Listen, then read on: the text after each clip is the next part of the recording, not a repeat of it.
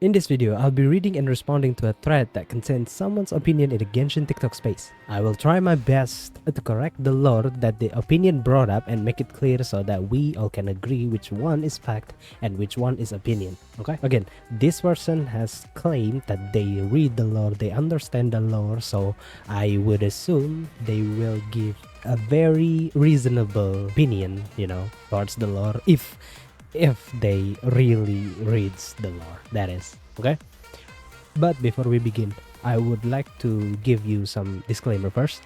I am only criticizing the opinion and I have no hate to the person whatsoever that making this TikTok, and you shouldn't be hating on them over their opinion too. Okay, we are here just for criticizing their opinion, not attacking them personally. Okay, good.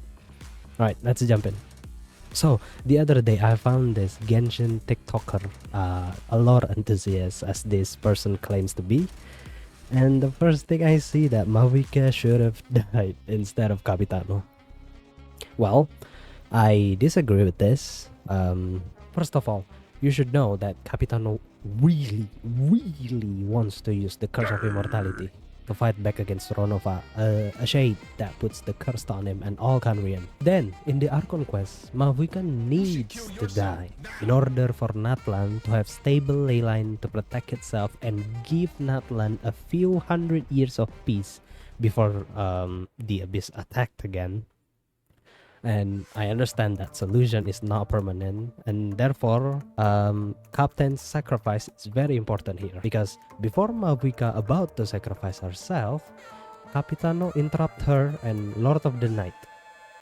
But like you, I've been waiting for this day for too long, and I can offer a better solution. You created this new future, and you deserve to guide its direction. Your life should not end here. But death is the end I have been trying to reach all along. I have come this far to use my death to open the gates of the ley lines to my people. So instead of Mavuika paying the price and die, he proposes to Lord of the Night that he should be the one to pay for it, and Lord of the Night agrees to help him. Now that begs the question, how can his death be any interest to Ronova? Ronova wants to see someone with equal value of Mavuika's life, and worthy to be a sacrifice and to use the Shade of Death's power, Ronova's power, to create leyline for Natlan. Well, luckily, Capitano has a heart that has been modified to convert souls and contain them as knowledge. Therefore, it is safe to say that his death is like giving thousands of souls to Ronova. If him alone is not enough sacrifice as a substitute of Mavuika's soul, then consider the thousands of souls that he has brought with him to the bargaining table. This also benefit him because he had carried those souls and want them to have a proper resting place. However, Capitano has the curse of immortality, and as he stated, it will cause a paradox because Ronova is interested in his death, but that very death will be negated by the curse. To resolve it, Ronova chose to let him use the Shade of Death power, or her power, to construct the leyline and give his soul and the thousands of souls inside his heart a resting place while his own body still have the curse and not triggering the paradox. His body may not move or decay, but his soul at least is used to construct the leyline that the Natlanese and Canrian needed to rest in peace.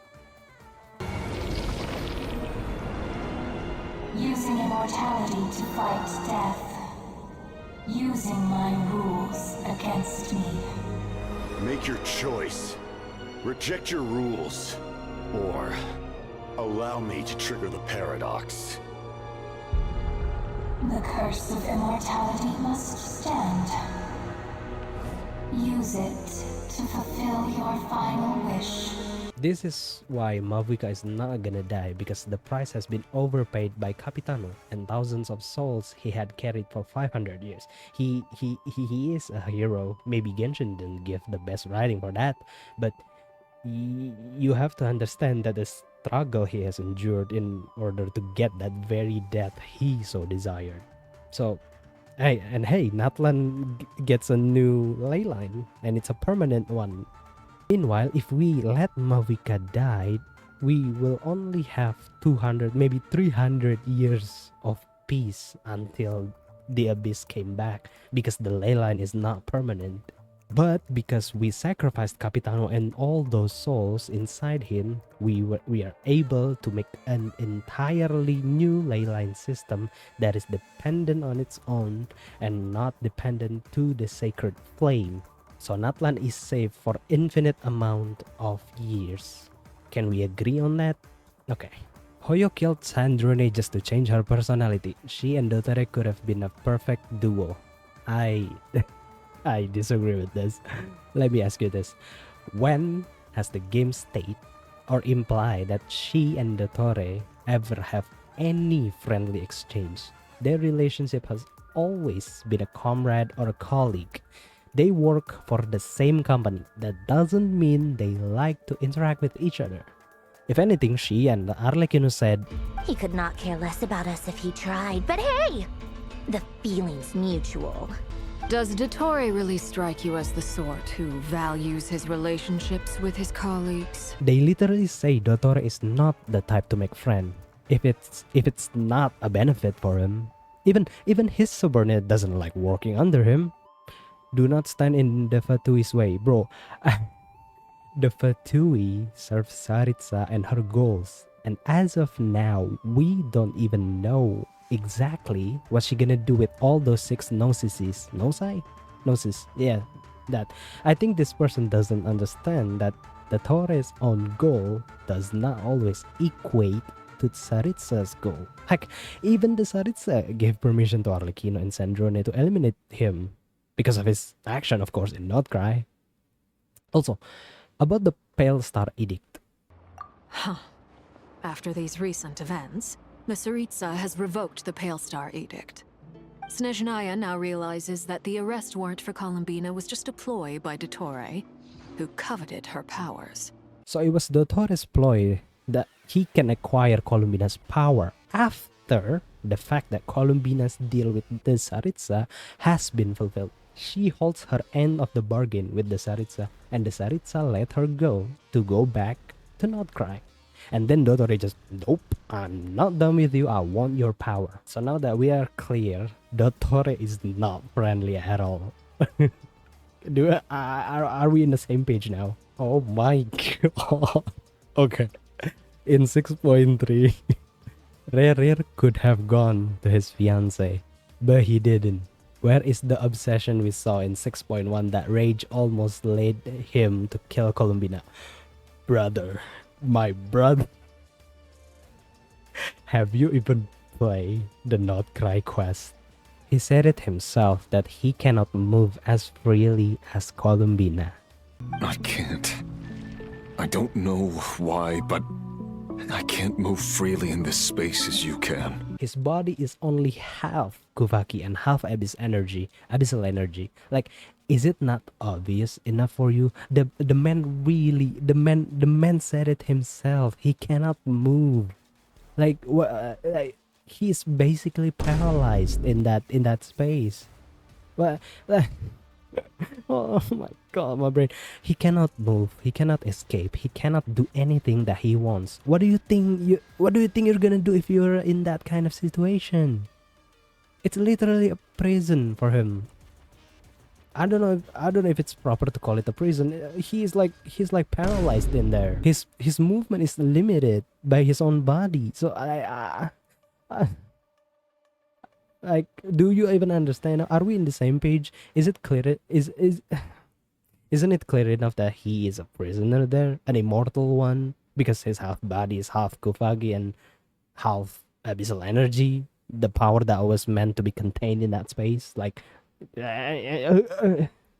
whatever, man. Oh my god. Oh. Okay, I'm gonna calm down. Traveler could have accepted the Torres offer. Yeah, yeah, accepting an offer from someone that is notoriously known to have another living being as a test subject is a great idea. I agree with you, man. It's yeah. It's not like he ever said he's gonna experiment on us or anything for like 10 times throughout the Archon quest. Oh my god, I think this person is not just a Dottore fan. I think they are his defender, I think, of his action and will justify everything about him. I oh my god. I mean, still, I have to emphasize, I'm not trying to slander anyone. I'm no hate to this person whatsoever. I'm just criticizing their opinion. If you like Dottore, it's fine. Just, I mean, I don't want people to harass this person. We are criticizing their opinion, not harassing the person. Please do not harass them over an opinion. At the end of the day, it's just an opinion for a game. Okay, don't be weird. Well, there's more to this, but I don't I don't know if I can go anymore. Like, yeah, but yeah, this is definitely not the first case that some people calling themselves as lore enthusiasts or lore reader, quote unquote, despite knowing nothing about the story. But then again, it's fine if you don't read the lore at all. I have no problem with that. But like claiming to be a lore person and make your own narrative so it fits your opinion. Uh, man, I don't know. Like maybe go write your own story then. I don't know. That's all I'm gonna say. Like, yeah, but despite all that, I wish no harm upon this kind of people. Again, we are here just to criticize their opinion, and I have no hate towards anyone on a personal level. It's just a game, okay? Right? This video is just a rant about some opinion, and that's all. Don't be weird about it. We're just attacking their opinions, and that's it. All right? I have no problem with the Torres fan. I'm just explaining my points. All right. Bye.